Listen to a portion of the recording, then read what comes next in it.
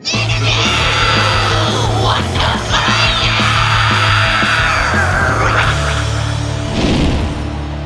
what's going on, everybody? This is Chuck Billy from Testament, and you're listening to Interview Under Fire.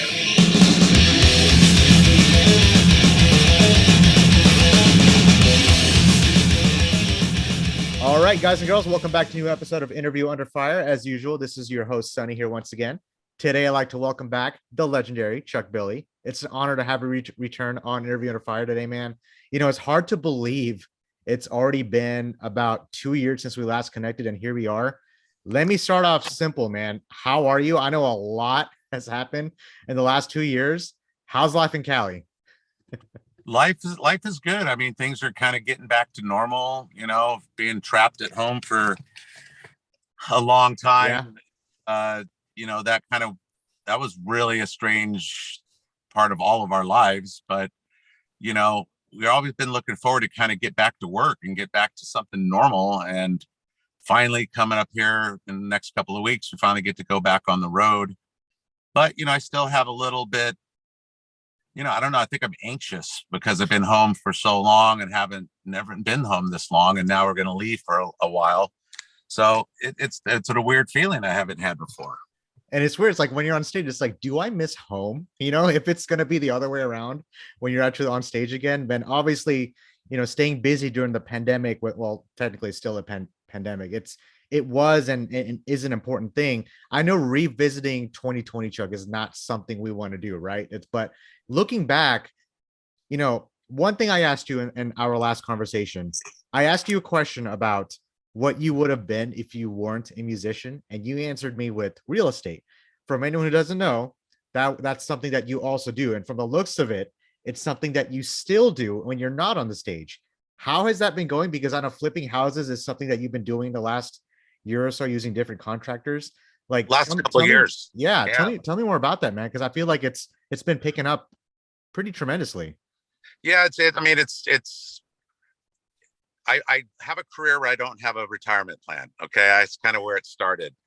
And, I've been doing this a long time, and I'm thinking, well, what if one day when I'm not singing, what am I going to do to keep the money coming in? And so I love flipping houses. I've had 4 or 5 of my own, and over time I'd get them and fix them up and sell them for a profit. I'm like, I enjoy doing that. I love picking out the finishes, something about fixing it up and selling them and going, wow, and seeing the feeling of a new family really enjoy what you did, the choices you made. So I was really wanted to do that. So October 2019, before the pandemic, I actually started thinking, okay, I'm going to join a mentorship on learning how to buy houses and flip them. So I've joined a couple mentorships, and the pandemic hit, and I was like, man, talk about the timing. What timing? I was really just dove into, because I couldn't leave, so I just put all my time and energy in learning about the process of flipping houses. And then I came across a guy named Morby, and he's pretty much the king of creative financing, and he's out of Arizona. And his thing is buying houses creatively without using your own money.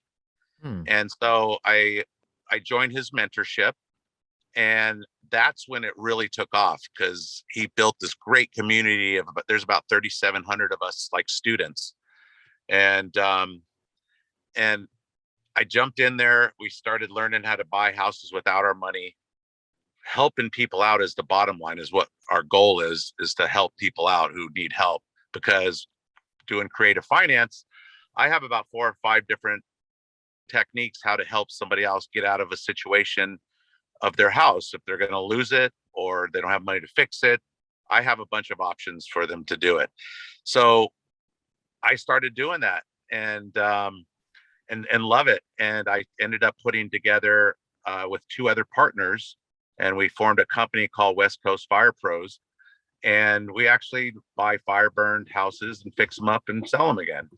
And so now we're on fire. We've been just I got 2 houses in Atlanta, one in Berkeley, one in Sacramento that we're flipping right now. And so, we're doing it right now. And now I'm like, okay, now I got to go back and do music.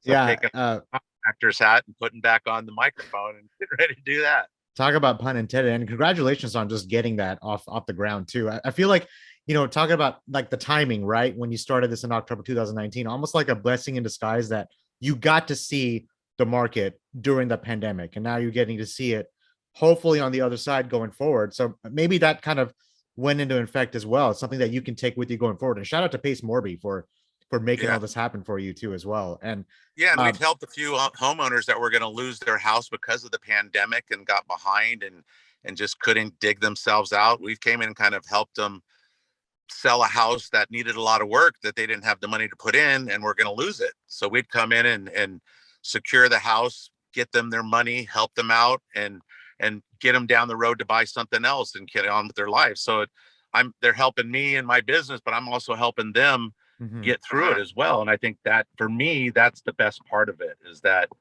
we're helping people. And I You feel know, like this is something you can take with you on the road too. I mean, with all these fans, that, I mean, the outpour of the support that the band has gotten, but then they'll see what you do. It's like, wow, this is the best of both worlds. I get to listen to Testament, and I get to save my money, and keep the house that I'm, and yeah, it has impacted a lot of my peers too. People have lost houses. The market here in Dallas, goodness gracious. I mean, you're talking about skyrocketing. I mean, the values of the houses have kind of doubled the price. yeah, it's a good market. And it was all timing when we came in. And yeah, when we go on tour, because there's 3,700 around the country, I'm going to meet every stop that we play. Yeah. I'm my little community. Come on down, let's get together. Who's got a house for sale? Let's get together and team up. And so Do you have shirts you're gonna bring with you on tour? I'm just curious. yeah, I mean, here's my hat. Awesome. Discovery Home. Discovery Home Solutions. Awesome, man. Yeah. I'll be there though for that. Yeah, yeah. I mean, I think I got 2 houses in Atlanta. One is up for sale now, and one's going to be done next week. So I'm going to get to go by and see that when I'm in Atlanta in the next couple of weeks. So it's such a good feeling. Pace Morby introduced me to family, and they are like my family now. And we lean on each other. And no matter what happens, music, life, or whatever, I feel pretty secure that I'm going to have something to do and enjoy it, just like my music. And everything that you're just telling me, it sounds like you really have a passion for what you do, not only just in music, but for even just for this territory that you kind of just started a couple of years ago, and now it's really picking up. Pun intended, right? You are. Yeah, well, if I can pitch it to a TV show, I already got the title, Banging Heads, Banging Hammers. If we can get that started and launched off the ground, playing metal and flipping houses. I mean, that nothing goes well together than playing metal and flipping houses in it, and you're doing it. I feel like you're setting an example too. This is something that maybe I think other people can also pick up on, and also a sign that find the passion for what you do and go do it, because you can do it. And yeah, actually, Chris from Hatebreed, he's actually a realtor in Ohio, and he actually, or Connecticut, and he actually brought me a house that I ended up flipping and turning over. And so there's other people in the music. I know some of the Slayer crew since COVID and left. They're all realtors, and we're working trying to help them move a house in Brooklyn. So I might have to look into that. I put a message out there during COVID because all the guitar techs and drum techs and everybody were out of work.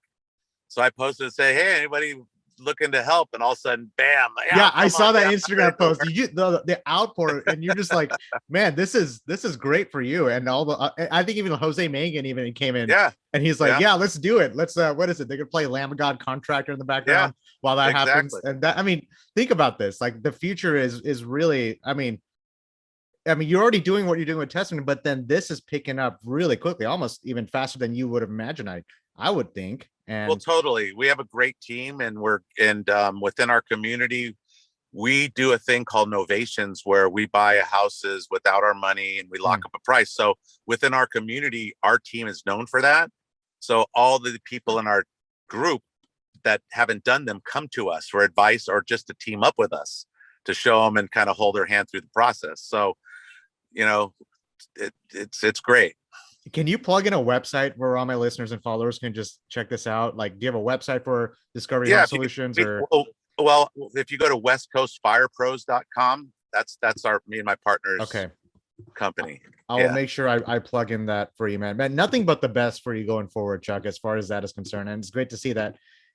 I asked you that question 2 years ago. Now look at where you are right now. You talked about it. You talked about it in October 2019. You said the same thing. And now here you are. You're literally in your truck doing what you're saying you're doing. So I'm doing it. So it's really great to see. And I do want to switch gears here because other things that you've done outside from flipping houses and like playing the music, boating life, golfing life. I know you have a home studio, the Chief, so much. How's all that been going? I know it's a loaded question, but I know that's an important part of what you've been doing. Good. I am blessed and have a great life, and there's some more opportunities that we're going to break some news about some other ventures that we're getting into. That's once they're under contract. That's some big things that are going to happen. We've been blessed. We've been very just fortunate to play music and then to meet people, a lot of fans that want to help out or get involved or present an opportunity. So man, I can't complain. Yeah, and before I get to the tour, I know a big part of who you are is that for anyone who doesn't know, Chuck, you're also of the Pomo Native Americans, which is indigenous people of Northern California. I know that's an important thing about who you are. I know you are proud in your Native American heritage, where you even give shout outs to your, Native brothers and sisters in the audience, especially at a time like today, what we've seen. I think, but when I spoke to you last time, that was before the whole riots took over in the nations, and obviously with the Ukraine situation right now, but standing up for where you came from, that's an important thing. Why is that something that's important to you, especially considering? Well, for me, because Native Americans never got a fair shake. And there's still reservations. There's still tribes trying to fund and get support who have no choice but to open a casino to try to help feed their tribe. They don't have local police helping. They got to have the outside sheriffs come in. So they have to have their own police department, their own government. It's crazy. We're in today's age that should have been done. And just, I'll elaborate on one of the things that's coming up is we're in talks with a tribe out in Washington that is going to be the first distillery, Native American owned distillery in America, period. First one ever. And for them to make this happen, back in the 1700s, during the treaties, it was there that natives couldn't make alcohol or even drink alcohol or produce alcohol. So when this tribe decided they wanted to do a distillery, they got shut down by the Bureau of Indian Affairs saying, hey, you can't do that. Why? Well, the Treaty of 1770, whatever it was, you can't do it. So they had to actually go to Congress for them to get this, for them to be able to have a distillery. So, and they ended up getting it passed. And so now they're going to be the first native distillery and actually opening doors for other tribes now. And so it's a big step that, we're on our own. We feel like we're on our own in our own world, but now we're expanded to where now we have a broader sense where we can make alcohol and stuff and get it distributed worldwide. So we're in the works of that. And I'm actually going to be one of the persons to help promote and spokesperson for a Testament beer and whiskey. Oh man, that was my next question. It's like, it's going to be a Testament beer, right? Like there has to be beer and whiskey and even a non-alcoholic beer that we're going to get a worldwide distribution on. Do you have a name for this? We're just talking to them now. Okay. So, but in the meantime, we're actually doing one locally. When Titans of Creation came out, there's a Morgan Territory Brewing Company back in Tracy, California. We already had the labels designed. We has a Titans of Creation record, but COVID hit, so we had to put that on the back burner. We're actually just started brewing it last week. I went to the brewery to make it. We're making a Testament Kolsch. And it actually happened to be his 666 batch of beer. So Testament, Titans of Creation is going to be that 666 beer. And it's going to be a Kolsch. We're going to only distribute it in California. So it's going to be one run. We're going to start selling it April 6th in California. So we're looking forward to that, And we came out with a Testament coffee, dark roast of earth as well. So Wait, hold on a second. I judge me all you want. I'm drinking out of my Spice Girls mug right now, but I have coffee in here. So when is the coffee's already out? The coffee's out now. You can find that on our website or rock the letter D coffee. But it's called okay. Dark Roast of Earth. It's really good. I'm gonna do that immediately, man. Coffee. Yeah. I had no idea that came out, but Yeah. man, coffee and beer. I mean, what else? Like, it's just it looks like you've really taken the opportunity by the horns. And by the way, how did the beer taste? Like, the beer, excellent. Beer is going to be great. It's a German Kolsch. Me and Eric, we didn't want to do an ale or anything that's really like, we want something that everybody might enjoy. Is it dark? No, it's a light lager. Okay, lager. But it's in Cologne, Germany. They make this special beer called Kolsch. And so when I told the brewer we wanted a Kolsch, they got really excited because they do a Kolsch once a year, and it's his most popular beer. So it's like, oh, dude, the brewers are so happy you chose a Kolsch. So it's going to be good. The 666th. Oh my god, my mind is blown. I mean, it only makes sense that it is a 666 beer batch, but man, I can't wait to see that drop. And I'm gonna make sure I go to the website and order that coffee, because I'm a coffee addict like none other. It's insane. Well, if you're at the show, which I will be, we're gonna bring a bunch of cases with us, so we'll give you some to have to try. Don't tell me that. Okay, a lot to look forward to, and I believe you're going to be here in Dallas on April 22nd. Pretty I believe quick. In Amplified Live. So that's right on the corner. So I'll be sure to see you there, man. Now let's get to that tour, man. You know, because a lot of exciting things. As if we haven't talked about exciting things already, right? To unravel about what you and Testament have coming up for this year. Touring is one of them, right? Obviously, which is one of the greatest things to see happening again these days. The Bay Strikes Back tour starts on April 9th, I believe, in San Luis, up Cedar, California. Yeah. Finishes up on May 20th in Salt Lake City, Utah, if I'm not mistaken, alongside your bandmates, and then Exodus, Death Angel. Here's the thing, Chuck. I don't know what you've seen on social media, but this is a dream tour for a lot of thrash fans. You have some real veterans and trailblazers from a whole movement of music. And I've had the opportunity to have Zetra on my show not too long ago. That guy's a bigger nerd than I am. I had no idea. What a nice dude. You know, and here's the thing. I ask a lot of questions about chemistry between members of the same band, which I've done with you in that last interview, because I find that those kinds of stories are really interesting. But in this case, Chuck, I want to talk about the chemistry between the different bands on this tour. There's a lot of history between you guys. Do you think it takes chemistry to make a big tour like this work? And if so, what kind of chemistry are you taking out there on the road? Well, just because we did this in Europe. That was the first time we did this tour, and it was the first time, because every time you go on tour and you meet a new band, you don't know them well. You meet them, and you kind of get to know them over the process. And by the end of the tour, you're usually pals, you know. So this tour, when we went over there with Exodus, Death Angel, it was like just being at home, and it really reminded us and had that feeling like we're still at home doing a show, because there's Ted and there's Gary, and you know, we know all the crew, and it was really comfortable. There was no attitudes, no head trips, and we got along. We had a really good tour. We sold out a lot of places and had fun. And when COVID hit, we knew that okay, let's go out there, but we were going to have to play to smaller capacities. And isolate us, and everybody really live in their own bubble, because we couldn't afford to get sick. And because once someone's sick, the tour's done. So we talked about it, and I called Gary and Ted and them and said, hey, what do you guys feel like? Because my feeling is we had such a good time in Europe. It was so fun. Do you guys really want to do this American run, knowing that we're going to be waving at each other from each bus and isolated in our own bubbles? It just doesn't sound fun. And the bands that I had spoken to who actually went on tour said, yeah, it was cool, but it was so different, but it wasn't fun. The fun kind of was gone out of it, not hanging out with your friends. So we all said, you know what, you're right. That's if it's not going to be fun, let's just wait till we can go do it and have a blast. And here it is. We're here, you know, so we're getting out there and just enjoying it, having fun, and being fortunate to go, wow, look at all of us. We all have 35 plus years playing this style of music, and here we are ready to go kill it, you know? And I believe you were one of the first people to get COVID, right? Right after that tour. We all came home.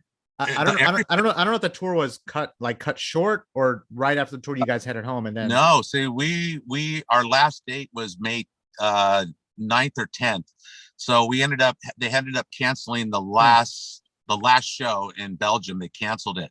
They were going to cancel our show in Germany, but by the time that the city contacted the promoter, the doors had already been opened and it was already sold out. And he's like, well, they're in. I'm not going to stop you. Let's play. Let's just go for it. And we played, but we also got news that tomorrow in Belgium is canceled. Mm-hmm. And we had tickets to go home 2 days later. Anyhow, the tour was over. So we were dodging COVID that whole tour, running from it basically, and watching the news. And I think March 10th, we were supposed to go home. We had a first flight out at 6 a.m. We woke up at the airport about 3 a.m. with the bus driver saying, hey, the president just shut down all the borders. We're like, what? Oh shit, get us to the airport. Let's go. We got to go. So we were like panicking, thinking we weren't going to make it home. And we didn't know anything, how sick we were going to be. And we all got home and right away, my wife and a friend that was touring with us, right when we landed, they were sick. They felt bad. And the next day they're like, oh, I don't feel good. And so we started texting all the other bands and same thing. Everybody, there was like 17, 18 of us that were sick out of all three bands. And so we're like, oh man, this is terrible. And we didn't know how, we were down, me and my wife, for like 2 weeks. I mean, we got hit hard with it. And plus we first thought, usually at the end of a tour, you're just toured burnt out. You're mm-hmm. tired, your body's done. Yep. So on top of the COVID really took us out, and, Will from Death Angel, it took him a little harder. He ended up getting admitted to the hospital and was on a ventilator. I remember that. And he pulled through, he was on it for 14 to 17 days. And that's a long time. So good for Will. He pulled out and we are very happy. And, it was a tough one, so we came home and then we're the very first ones, kind of like we made news because it was so new and we came home from where it was all happening and, here we are. And I'm sure there'll be something when you guys actually take the stage again and be like, this with the same group that you did right before COVID. It's like, you guys remember that time? Like, like the last time you guys were on stage was during that time. So I think it's a good decision that you guys are actually pretty much putting the whole band together again and then taking it to the States. We got a few different, we're going to do this and we're going to take it back to Europe again. Hell yeah. And then even a second leg in America. So, and this was already postponed from last year because originally it was around this time last year. I wonder if there's a different context for these shows since the tour had to be postponed. No, not really. I mean, it's a lot of the same venues that we had on that tour. We moved them up forward. A lot of tickets that were bought back a year ago were still good today. There was no refund on it. They just kind of kept them. So it's just a matter of like, feel like we're just starting off where we left off, and it's going to be a little weird at the beginning, especially now that Tom had the battle with cancer and mm-hmm. all of us, it's going to be just getting our feet wet again and having fun with some friends again. You kind of have to like, I don't know, kind of get in that rehearsal mode again. It's like, okay, I got to make sure I know what I'm doing when I'm on stage again. It's been so long. I wasn't sure how my lungs feel because I heard about a lot of people having lung capacity problems. So I wasn't sure how that was going to affect me, but we've had 2 weeks of rehearsal, one about 3 weeks ago with Dave, and then about a week ago, another one with Dave for a week. And then we'll have another one coming up before the tour. And how do you feel? Like, we all feel pretty good. We're jamming through all the songs where I think we're all ready to go. And you kind of just help me out with this next one because obviously Dave Lombardo, you've got Dave Lombardo back on drums who played on the 1999 The Gathering. It's awesome that you were able to get another legend and established figure in heavy metal, so to speak, to fill that spot from Gene Hoglan. Shout out to Gene, of course.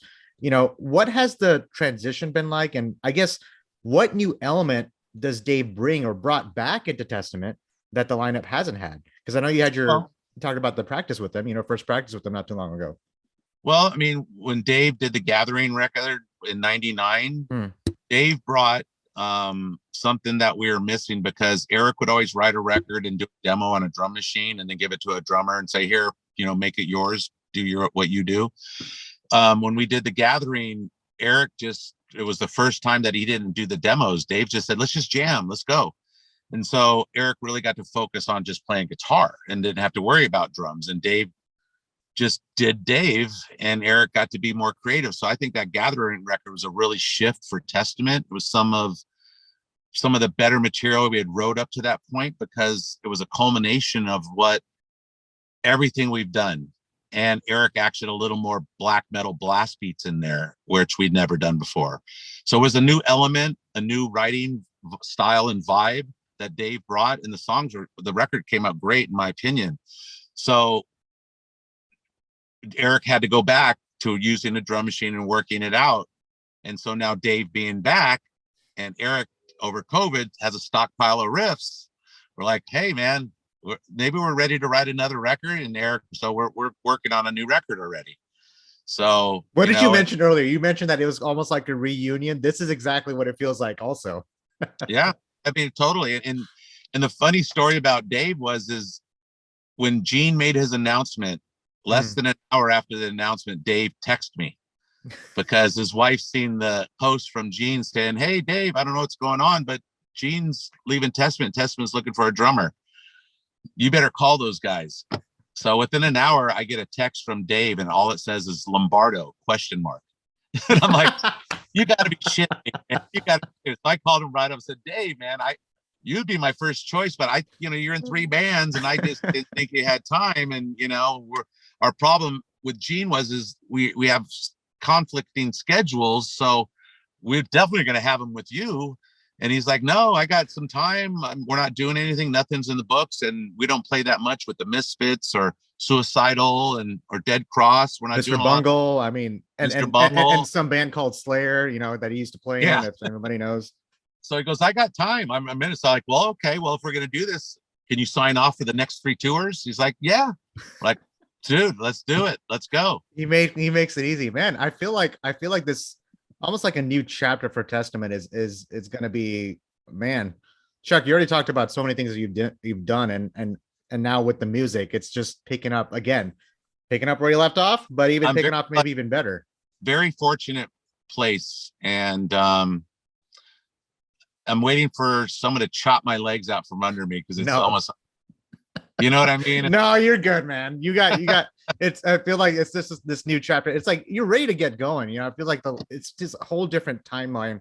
Looking back at like 2020, it's like a whole different life now. If you look back into that year, and now here we are. It's somehow we've all aged 2 years, now here we are in 2022. And I want to shift gears here again. And shout out to Dave Lombaro. I mean, I feel like you guys are finally like the unit that you guys were meant to be. I also want to kind of clear the air and make sure everybody really stands about Gene. Yeah, we're best pals, we're buds, and I wouldn't ever count Gene out of never not playing with us again, even. And Gene's even said, hey, if you got a tour, Dave's not available, send me the dates. If I'm available, I'll do it. And so we're like, cool, right on, Gene. And we actually have something very cool that's going to come out over the next couple of months. We decided to go in and do a playthrough of the whole Titans of Creation with Gene on video. Holy shit. So this is after Gene told us that he's going to leave. We said, okay, but Gene, what do you think about doing this playthrough? Just, let's do it. So Gene flew up and we did it. We hung out, no bad feelings. We're all pals, and and so there's going to be a very cool product for Titans that's going to come out pretty soon. Yeah, that's awesome. And here's the thing, and all the love to Gene too. Both of my brothers are drummers. All right, Gene Hoglan is an influence to them. So of course, I'm glad you said that too. A lot of people think, oh, Gene Hoglan, why was he kicked out of? He was not kicked out. No, he's not. That's not how it worked. And all the love to Gene. And I see him playing again with us sometime because, like you said, he's He's like, played with so many bands. I can't even begin to. I'm probably not even on both hands. I can count. we can pick any set list and say, Gene, here's a set list. He'll show up and know how to play it. Yeah. I mean, we've been on tour and Charlie from Anthrax had to leave. Gene just stepped right in, played the set, no problem. We went to Kathmandu, a band that he doesn't know any of their songs. The drummer couldn't make it into the country, so they weren't going to be able to play. Gene's the hero. He steps and goes, I'll play. He learned the songs that night and did their set the next day. That's the guy you want picking up right where in the last minute he's gonna sign on. That's Gene. That's Gene for you. That's why they call him the Atomic Clock. And he's our friend and our pal. And you know, and I just want to make sure everybody knows it's not something bad that happened. Nothing, you know. I'm sure he'll play with us again somewhere. Things happen for a reason. One day Gene's gonna be there and we're going to need them and it'll happen. And it shows, and it goes deeper than just being on stage together, because it really shows the camaraderie between yourself, your bandmates, and everyone else in between. It really shows how much of a character Gene is and how much devotion he has to his craft. And I've listened to Gene for as long as, I mean, going back to even the Strapping Young Lad days, you know, even before that. So he's done so many things. I'm not surprised anything that you're telling me right now, Chuck. So all the love to Gene, all the love to Dave, all the love to you guys for doing what you're doing. Now, also real quick, I also heard that you were part of the MCU, the Marvel Cinematic Universe. Chuck, what else have you not been doing, man? I mean, this series called What If. Tell me more about that. Like, what voices are you in that show? And so our listeners can be looking for you. Yeah, I play on the one that has Dr. Strangelove. Dr. Evil Strange. It's on Disney Plus, I believe. Disney Plus. Actually, the director of it is a Metalhead and Testament fan. So he actually reached out to me and told me the character. And so during COVID, I actually drove down to Disney Soundstage down there in Burbank. Mm-hmm. And it was my first experience doing something like that. And I had a blast. And of course, it was COVID protocol, so they were all on Zooms. All the directors next to me kind of guided me. But the best part about it was the director said, okay, on this part, practice what you preach voice, you know, so I did it. Okay, on this part, use the demonic voice on this one. So he guided me with using my songs. And so that's very fun and easy. But I'm on that one, and I play Dr. Strange, Evil Strange. And a lot of mine is a lot of fighting in the sky and a couple voice talking to a girl, very low hell voice, you know, just doing this cool stuff. I had a blast. I love it. I want to do more of it, but I've been doing voiceover stuff for, I don't know, 4 or 5 years. I have a vocal agent down in Hollywood that, you know, I've tried out for Taco Bell, to Walmart, AC/DC records, to all these different things. And now Marvel. And now Marvel, you know. So, you know, I mean, this just adds on to that resume. I mean, I'm not even gonna surprise, like in a year from now, if we do another an episode, you're gonna have something else. Oh yeah, you know, I've also been doing, like, I'm the governor of California now. Yeah, it's something else. Now you're okay. Now you're really teasing that. I'm gonna be your first endorser. Trust me, if that does come to the surface. But Chuck, man, we've covered a good amount of ground on this awesome conversation. It's always great to catch up and have you back on here. You know, these interactions we've had have always been a good time. You know, I can't help but ask, you know, what is the most rewarding part for someone like you who is now at this point in their career? Like, another way to see this, you know, at the same time, you've been involved with so many of the different aforementioned talented people, artists, bands throughout your timeline that we've discussed, you know, your relationship with your bandmates, the fans, over 35 years, culminating 13 albums. I'm always excited to see where you go from one point in your life to another. Here we are, new chapter with your testament, new chapter with your life. As a musician, as a front man, hell, as a human being, do you ever just stop for a moment to take a look back at how far you've come? Yeah, I mean, there's so many little things that I've got recognized or recognition for things I've done or you know, music, from being music to anything. I mean, from recognition on my tribe, you know, when I go up to the reservation and donate time to, do the fry bread. I'm usually the MC up there during the fry bread competition up there, so I do so much, but I look at it now in my life, especially the music part of it, because when we were younger, it was competition. You're kind of competing against the other bands. You always want to have one foot ahead of somebody else. And that's what it was all about. But I think once we turned the corner after I beat cancer, it's went right out the window. It was like no competition. Who cares? We're writing songs now for us to make us happy. And it's really been calming for me as a musician to know that I don't have to impress anybody. I don't care what people say. I don't go on social media to see what people are saying or about what we do. I don't care. It doesn't matter to me. I'm just enjoying life, getting creative, because that's what I've kind of learned to do. And that's what I know is just how to be creative. And anything you do in life, from just like if you're a weightlifter, from day one you lift a weight till you're in a weightlifting competition because you grow stronger. It's what I've done in music and just being a human being. I've been inserting myself, trying to be a part of things, and I've just gotten better at things and enjoying them in my life. And here I am, 35 years in music. I'm going to turn 60 years old this year. I'm like, holy shit, fucking 60, an old fucking man.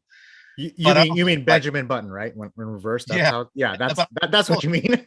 Yeah, I mean, I don't feel that my age. I still feel young at heart, ready to go. I play a young man's music still, I feel, and I'm in a real good spot. I'm happy in my life and home life and whatever I'm doing. My friends, I still got friends from childhood till now. A lot of people don't get to have that, and I do have that. So I'm very lucky, man. Very, very lucky. Well, so I think it's important to think about stuff like that because, I've learned a lot about myself in the last 2 years, and I didn't stop to look back, so that's why it's an important question. I always like to ask something like that. The more successful you are, I think it's easy to lose track of yourself. I think it's important to kind of just push everything away and kind of just look at it from the outside, kind of remind yourself why you do what you do, and then go back into it. Right. I just feel like a lot of us haven't had the opportunity to do that. So thank you for sharing that. I wanted to ask about that. And I mean, Governor of California, hint, hint, knock, knock, knock on wood. So hopefully that's something down the line. We'll see. But Chuck, now before I let you go, we're going to do that surprise I talked to you about at the end. This is going to be real quick. This is the last part of the interview. Now, I didn't do this last time. Last time we did this, I asked you about the song lyric game. Remember that when I read you the lyrics and you had to guess song titles?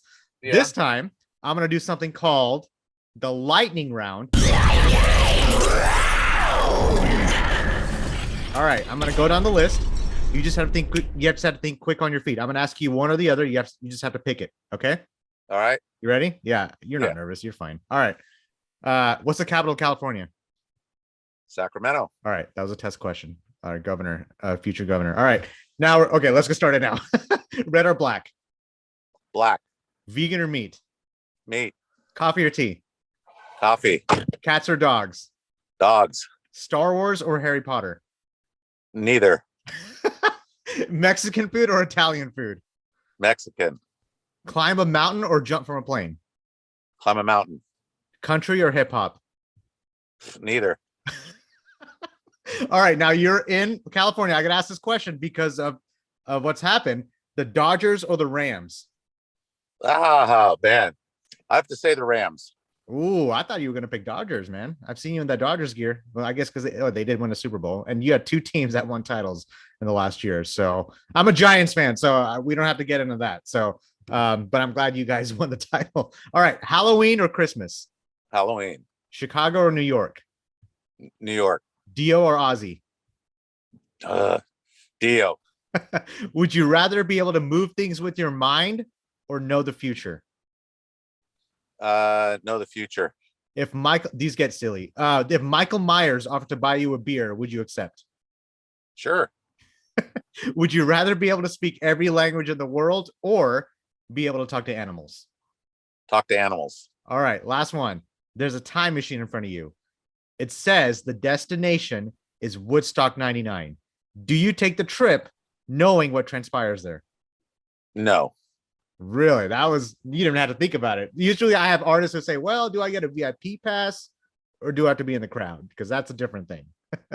No. I don't know if you've seen that HBO documentary on That was insane. I didn't even know all that information. That's all those events unfolded during. They keep blaming Limp Bizkit. It's not their fault. It's just happened at that time. But that was it. You did great, Chuck. Do you have any last words? Just any shout outs?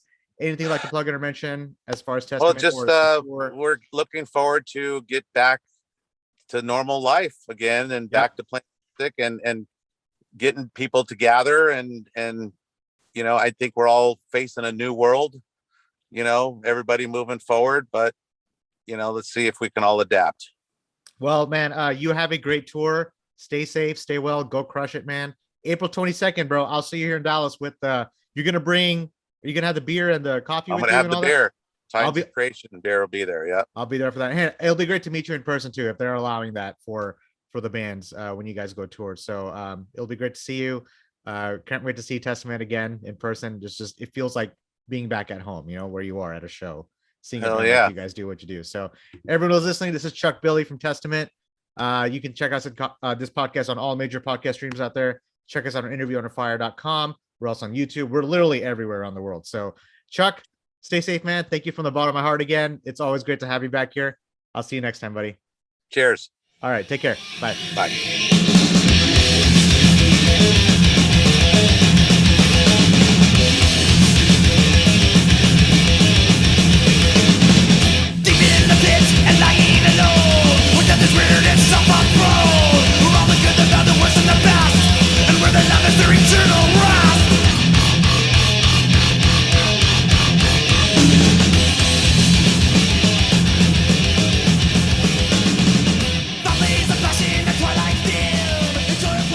Hey guys, thanks for listening to Interview Under Fire podcast. If you guys liked what you heard, please subscribe and share our channel. And please leave a 5-star review, as that helps us tremendously. If you'd like to check out more, visit www.interviewunderfire.com or our social media channels on Facebook, Instagram, and YouTube. And finally, we want to thank you all for the support you